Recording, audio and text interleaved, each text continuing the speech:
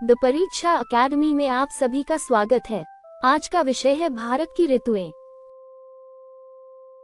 भारत की ऋतुएं। भारत की ऋतु व्यवस्था मुख्यतः मानसूनी परिसंचरण, सूर्य की आभासी गति, स्थल और समुद्र के असमान तापन, वायुदाब तथा पवन प्रणालियों के मौसमी परिवर्तन से निर्धारित होती है। भारत मौसम विज्ञान विभाग के अनुसार भारतीय वार्षिक मौसम चक्र को मुख्यतः शीत ऋतु, ग्रीष्म ऋतु या मानसून पूर्व ऋतु, दक्षिण पश्चिम मानसून ऋतु और मानसूनोत्तर ऋतु में समझा जाता है। शीत ऋतु। शीत ऋतु सामान्यतः दिसंबर से फरवरी तक रहती है। इस अवधि में सूर्य की प्रत्यक्ष किरणें दक्षिणी गोलार्ध की ओर होने के कारण भारत में सौर ऊर्जा की प्राप्ति अपेक्षाकृत कम होती है। उत्तर भारत में तापमान दक्षिण भारत की तुलना में काफी कम रहता है। उत्तर से दक्षिण की ओर जाने पर तापमान सामान्यतः बढ़ता है। उत्तर पश्चिम भारत में जनवरी सामान्यतः सबसे ठंडा महीना होता है। दक्षिण भारत में समुद्री प्रभाव और निम्न अक्षांशीय स्थिति के कारण शीत ऋतु अपेक्षाकृत गर्म और कम स्पष्ट होती है। उत्तरी मैदानों में इस समय सामान्यतः उच्च वायुदाब की स्थिति विकसित होती है और पवनें स्थल से समुद्र की ओर बहने की प्रवृत्ति रखती हैं। प्रायद्वीपीय भारत में समुद्र के प्रभाव के कारण दैनिक और वार्षिक तापांतर अपेक्षाकृत कम रहता है। शीत ऋतु सामान्यतः शुष्क होती है, क्योंकि उत्तर पूर्वी पवनें अधिकांश भागों में स्थल से समुद्र की ओर बहती हैं। तमिलनाडु तट इसका महत्वपूर्ण अपवाद है। उत्तर पूर्वी पवनें बंगाल की खाड़ी से नमी ग्रहण करके यहाँ वर्षा करा सकती हैं, विशेषकर शीत ऋतु के आरंभिक भाग में। पश्चिमी विक्षोभ उत्तर पश्चिम भारत में हल्की शीतकालीन वर्षा और पश्चिमी हिमालय में हिमपात कराते हैं। पंजाब, हरियाणा, पश्चिमी उत्तर प्रदेश और राजस्थान के कुछ भागों में शीतकालीन वर्षा रबी फसलों, विशेषकर गेहूं, के लिए लाभकारी होती है। हिमालयी क्षेत्रों में ऊंचाई के कारण तापमान हिमांक से नीचे जा सकता है और व्यापक हिमपात होता है। उत्तरी मैदानों में दिसंबर और जनवरी के दौरान कोहरा एक महत्वपूर्ण मौसमी विशेषता है। उच्च आर्द्रता, कमजोर पवन और रात्रिकालीन शीतलन इसके विकास में सहायक होते हैं। शीतलहरें विशेष रूप से उत्तर पश्चिमी, उत्तरी और मध्य भारत को प्रभावित कर सकती हैं। ग्रीष्म ऋतु। ग्रीष्म या गर्म मौसम की ऋतु सामान्यतः मार्च से मई तक रहती है। सूर्य की प्रत्यक्ष किरणों के उत्तर की ओर बढ़ने के साथ भारतीय स्थलभाग तेजी से गर्म होने लगता है। मार्च में दक्कन और मध्य भारत में तापमान बढ़ता है, जबकि अप्रैल और मई तक अत्यधिक गर्मी उत्तर तथा उत्तर पश्चिम भारत में फैल जाती है। मई में राजस्थान, गुजरात, मध्य प्रदेश और उत्तर भारत के मैदानी भागों में तापमान अत्यधिक ऊंचा हो सकता है। उत्तर पश्चिम भारत के तीव्र तापन से व्यापक तापीय निम्न दबाव विकसित होने लगता है। यही निम्न दबाव आगे मानसूनी परिसंचरण की स्थापना में महत्वपूर्ण भूमिका निभाता है। उत्तर भारत में गर्म और शुष्क स्थानीय पवनों को लू कहा जाता है। लू मुख्यतः दोपहर और शाम के समय चलती है तथा उत्तर पश्चिमी और गंगा के मैदानी भागों में अधिक प्रभावी होती है। ग्रीष्म ऋतु में धूल भरी आंधियां राजस्थान, पंजाब, हरियाणा, दिल्ली और उत्तर प्रदेश के कुछ भागों में सामान्य मौसमी घटना है। पूर्वी और पूर्वोत्तर भारत में ग्रीष्म पूर्व संवहनीय तूफान विकसित होते हैं। पश्चिम बंगाल में इन तीव्र आंधी और वर्षा वाली घटनाओं को कालबैसाखी तथा अंग्रेजी में नॉवेस्टर्स कहा जाता है। असम में ऐसी मानसून पूर्व वर्षा चाय की खेती के लिए उपयोगी होती है। केरल और कर्नाटक में मानसून पूर्व संवहनीय वर्षा को मैंगो शावर्स कहा जाता है, क्योंकि यह आम की फसल के पकने में सहायक होती है। कर्नाटक के कॉफी क्षेत्रों में कॉफी के फूल खिलने में सहायक प्रारंभिक मानसून पूर्व वर्षा को ब्लोसम शावर्स कहा जाता है।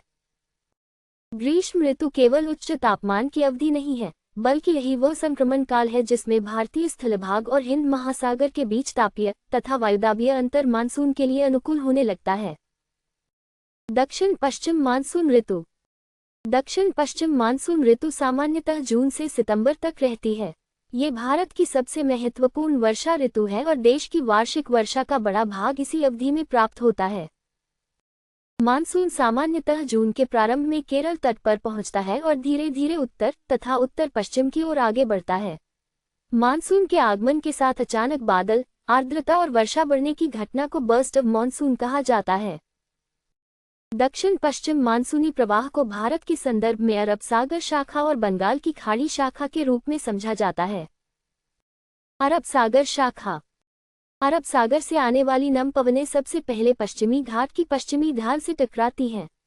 पर्वतीय अवरोध के कारण पवनें ऊपर उठती हैं और कोंकण, गोवा, तटीय कर्नाटक तथा केरल में भारी वर्षा करती हैं। पश्चिमी घाट को पार करने के बाद पवनों की नमी घट जाती है, इसलिए महाराष्ट्र, कर्नाटक और तेलंगाना के आंतरिक पठारी भागों में वर्षा अपेक्षाकृत कम होती है। इस प्रकार पश्चिमी घाट के पूर्व में स्पष्ट वर्षा छाया क्षेत्र विकसित होता है। अरब सागर शाखा का एक भाग नर्मदा और ताप्ती घाटियों तथा मध्य भारत की ओर भी आगे बढ़ता है। बंगाल की खाड़ी शाखा। बंगाल की खाड़ी से अत्यधिक नमी ग्रहण करने वाली मानसूनी पवनें पूर्वोत्तर भारत की ओर बढ़ती हैं। मेघालय की खासी पहाड़ियों की दक्षिणी ढाल इन पवनों को तेजी से ऊपर उठाती है। इसी कारण मौसिनराम और चेरापूंजी विश्व के अत्यधिक वर्षा वाले क्षेत्रों में शामिल हैं। पूर्वोत्तर की पर्वतीय संरचना पवनों को पश्चिम की ओर गंगा के मैदान के साथ आगे बढ़ने के लिए प्रभावित करती है। गंगा के मैदान में सामान्यतः पूर्व से पश्चिम की ओर वर्षा की मात्रा कम होती जाती है। मानसूनी वर्षा की प्रकृति। मानसूनी वर्षा निरंतर नहीं होती, बल्कि वर्षा और अपेक्षाकृत शुष्क अवधियां बारी बारी से आती हैं। जब मानसूनी परिसंचरण मजबूत होता है और व्यापक वर्षा होती है, उसे एक्टिव मानसून फेज कहा जाता है। जब मध्य और मैदानी भारत में कई दिनों तक वर्षा बहुत कम हो जाती है, उसे ब्रेक इन मानसून कहा जाता है।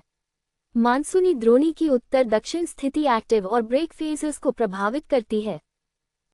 मानसून की वर्षा में स्थानिक और वार्षिक दोनों प्रकार की अत्यधिक परिवर्तनशीलता पाई जाती है।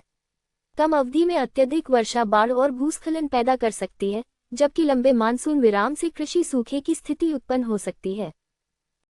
खरीफ कृषि की बुवाई और उत्पादन मानसून के समय पर आगमन तथा वर्षा वितरण से गहराई से जुड़े हैं। मानसून जलाशयों को भरने, भूजल पुनर्भरण, नदी प्रवाह और जलविद्युत उत्पादन के लिए भी अत्यंत महत्वपूर्ण है। मानसूनोत्तर या लौटते मानसून की ऋतु। मानसूनोत्तर ऋतु मुख्यतः अक्टूबर और नवंबर में प्रभावी होती है। सितंबर के बाद सूर्य की प्रत्यक्ष किरणें दक्षिण की ओर स्थानांतरित होने लगती हैं और भारतीय स्थलभाग धीरे धीरे ठंडा होने लगता है। दक्षिण पश्चिम मानसून की वापसी उत्तर पश्चिम भारत से प्रारंभ होकर क्रमशः दक्षिण और दक्षिण पूर्व की ओर बढ़ती है। मानसून की वापसी के दौरान आकाश साफ होने लगता है, लेकिन भूमि में नमी और उच्च तापमान के कारण गर्म तथा उमस भरी परिस्थितियां उत्पन्न होती हैं। इस स्थिति को अक्टूबर हीट कहा जाता है। इस समय उत्तर भारत में वर्षा तेजी से कम होती है, जबकि भारत के दक्षिण पूर्वी तट पर वर्षा का महत्व बढ़ जाता है। उत्तर पूर्व मानसून। मानसून की वापसी के साथ निम्न स्तर की पवन व्यवस्था में उत्तर पूर्वी प्रवाह प्रमुख हो जाता है। ये पवनें बंगाल की खाड़ी से गुजरते समय नमी प्राप्त करती हैं और तमिलनाडु, पुडुचेरी तथा दक्षिणी आंध्र प्रदेश के तटीय भागों में वर्षा करती हैं। तमिलनाडु के लिए अक्टूबर से दिसंबर की वर्षा अत्यंत महत्वपूर्ण है और राज्य अपनी वार्षिक वर्षा का बड़ा हिस्सा इसी अवधि में प्राप्त करता है। पूर्वी तट के समान अक्षांशों की तुलना में पश्चिमी तट इस अवधि में अपेक्षाकृत कम वर्षा प्राप्त करता है। मानसूनोत्तर चक्रवात। अक्टूबर और नवंबर बंगाल की खाड़ी में उष्णकटिबंधीय चक्रवातों के लिए महत्वपूर्ण अवधि है। ये चक्रवात तमिलनाडु, आंध्र प्रदेश, ओडिशा और पश्चिम बंगाल के तटीय क्षेत्रों में अत्यधिक वर्षा, तेज हवाएं और तूफानी ज्वार ला सकते हैं। अरब सागर में विकसित होने वाले चक्रवात भी पश्चिमी तट और गुजरात को प्रभावित कर सकते हैं। ऋतुओं में क्षेत्रीय विविधता। भारत की ऋतुएं पूरे देश में समान रूप से अनुभव नहीं होती।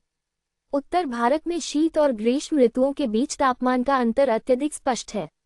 प्रायद्वीपीय भारत में समुद्री प्रभाव के कारण तापमान का मौसमी अंतर कम होता है और ऋतुओं का अंतर मुख्यतः वर्षा से पहचाना जाता है।